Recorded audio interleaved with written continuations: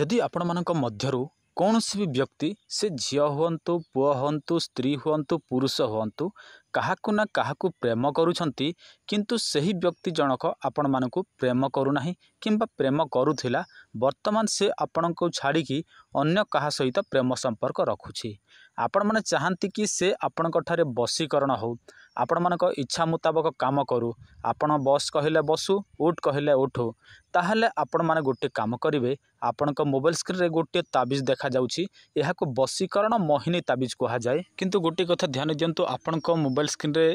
जो number show होउछि दुईटा number मध्यरु जोटा भी कॉल करिवे किंतु आपण माने प्रथमे कथाटा सुनंतु तापर आपण माने कॉल करिवे व्हाट्सएप करिवे सेटा पर कथा किंतु सर्वप्रथमे कथाटा सुनंतु तापर ही आपण माने जे कोनोसी पदक्षेप नियंतु। ता छडा आपण माने आउ गोटे कथा मध्य लक्ष्य करिथिबे एमिति अनेक विवाहित स्त्री पुरुष मध्य अछंती कहार स्वामी छाड़ी दिए कहार स्त्री छाड़ी दिए से माने मध्य एही ताबिज को व्यवहार करि परिबे। देखंतु आपण मानकु केवल सही व्यक्तिर ना दरकार जदि आपण स्त्री पाई करिवा पाई चाहंती स्त्रीर ना दरकार पुरुष पाई करिवा पाई चाहंती पुरुषर ना दरकार आउ से मानकर दूरता आउ आपण माने जदि आगर प्रेम संपर्क थिला केते दिन हला आपण प्रेम संपर्क भांगी जाइछि किंबा आपण मानकर वन साइड लव थिला से सब विषय आपण माने व्हाट्सएप रे लिखिबे नचेत फोन रे मध्य कहिबे। एही ताबिजटा प्रकृत रे काम करिवो कि नाही एही परि तो आपण मानकर डाउट तो आसीबो निश्चय। आपण माने एही वीडियो डिस्क्रिप्शन चेक करंतु सेठी आमे अनेक गुडिये वीडियोर लिंक देई देइछु सेठी आमर आगरु जो माने नै छंती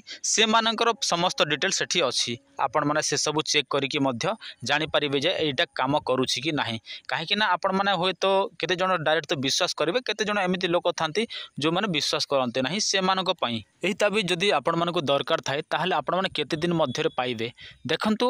आमर पूजा विधि 3 दिन पर्यंत होए आपण जहार ना देबे ताहा ना रे आपणक ना रे षोडश पंच उपचार तंत्र सिद्धि पूजा यही सब 3 दिन समय लगी थाए तापर आपण मानकु 4 नंबर दिन रे बाय पोस्ट रे पठे दिया जाए आपण मानकु कम से कम 8 दिन मध्य रे एटा मिली जाए। एही ताबिज प्रस्तुत करिवा पई केते टंका खर्च होए देखंतु एटा आपणक नाम अनुसार ही कहि हबो जे आपण मानकर केते टंका खर्च हबो जदि पूजा विधि रे जेते गुडिया सामग्री दरकार पड़िबो सेही अनुसार आपणको कुहा जिवो जे ना एते टंका खर्च हबो तापर आपणको इच्छा नेबे न नेबे सेटा तो आपण ही बुझिबे। धरिनंतु आपण माने एही ताबिज नेले दुर्भाग्य बसतः आपण मानकर काम कला नाही किंबा जणा पडु नाही ताहले आपण माने कोन करिवे आपण मानको कुहा हेइथिबो आगरु भाई एटा एते दिन भितरे काम करिवो आपण मानकर सेते दिन बीती गला परे आपण माने कोन करिवे आपण मानको जो टाइमिंग दिया हबो सही टाइमिंग अनुसार आपण माने कॉल करिवे ताहले आमे आपण मानकर सेइटा को पुणी थरे पूजा करि देबु ताहले आपण मानकर एही ताबिजटी संपूर्ण भाबरे काम करिवा को लागे। एही ताबिजटी